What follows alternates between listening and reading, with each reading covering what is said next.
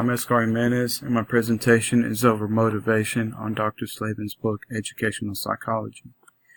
In the textbook, motivation is defined as an internal process that activates, guides, and maintains behavior over time. To me, motivation is the drive that reflects on your morality and ethics. Motivation is important in the classroom because it plays a major role in instruction. If students are motivated, then they will be interested to learn.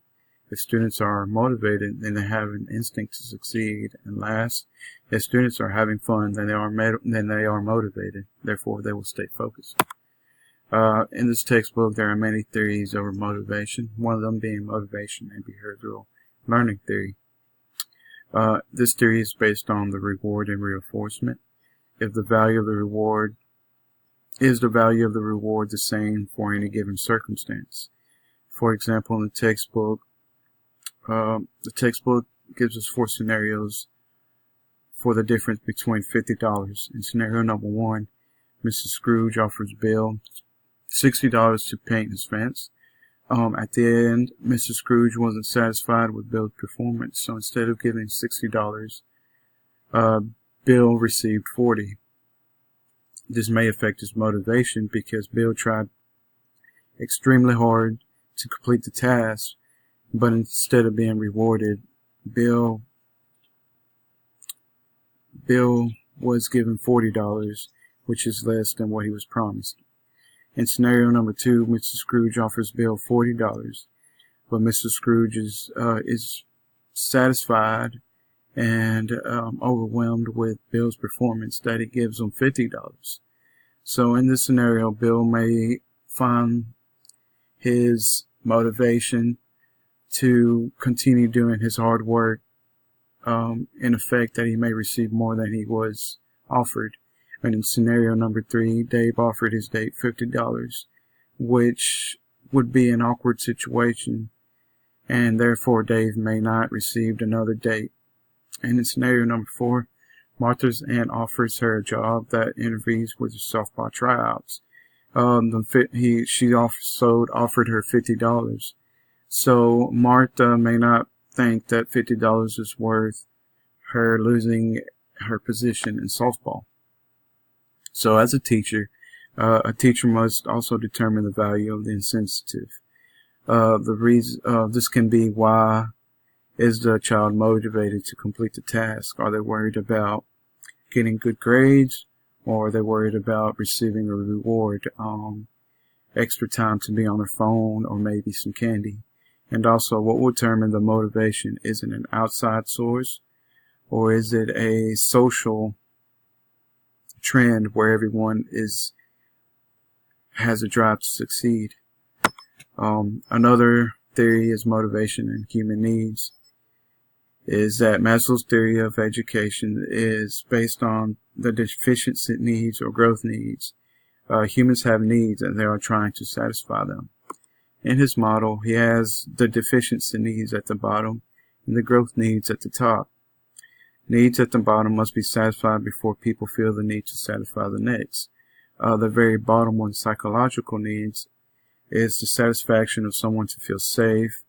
It can either mean their environment, if they have enough food, do they have enough rest, and the last being the transcendence, where they are motivated to be their best.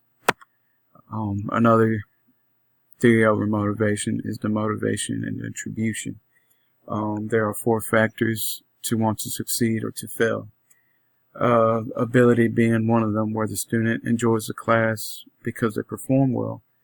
So at the end, the student will be motivated to study. This can mean that if a student enjoys their math class, then they must be good at math. So they will want to succeed in that instruction or in that discipline. Also, the effort. If a student studied but doesn't make a passing grade, then the student may not be motivated to study again because they feel that their effort wasn't good enough to receive a passing grade. Also, the task difficulty. If the student knows they will flunk the test, then they might not be motivated to study. But in contrast, if a student thinks the test will be easy, then they also may not be motivated to study. And the last one being luck. If a student thinks that their bad luck is the reason for their bad grades, then the student may not change their habits, which may have caused them to receive a bad grade. There are also factors that may affect the student's motivation. This can be the family's expectation or just the self-drive of the student's expectation. Are they worried about where they are going to attend college, or are they motivated to make good grades to be scouted by the best athletic sports clubs? There are learned helplessness that's also must be avoided whenever you are trying to motivate a student. Learned helplessness is whenever an attitude of a student has come to where they think nothing matters. A teacher must be inconsistent. A use of rewards and punishment, therefore learned helplessness has been seen. And in order to prevent learned helplessness, teachers must take the opportunities to succeed in small steps. Teachers should expose their students' strengths and work on them to work toward their weaknesses. They should give their students immediate feedback, give them positive reinforcements, therefore they can confirm if the student is on the right path. And they should also be consistent with their expectations and follow through. If a student received a good grade and the teacher promised them to give them a reward, then the teacher must be consistent and give the student the reward. Whereas even if the student didn't receive the award, then the teacher must not let the student receive the award just because of participation. This may lead to where the student may not be motivated because in theory they think they may receive the reward even if they don't succeed. These are my sources over educational psychology. I use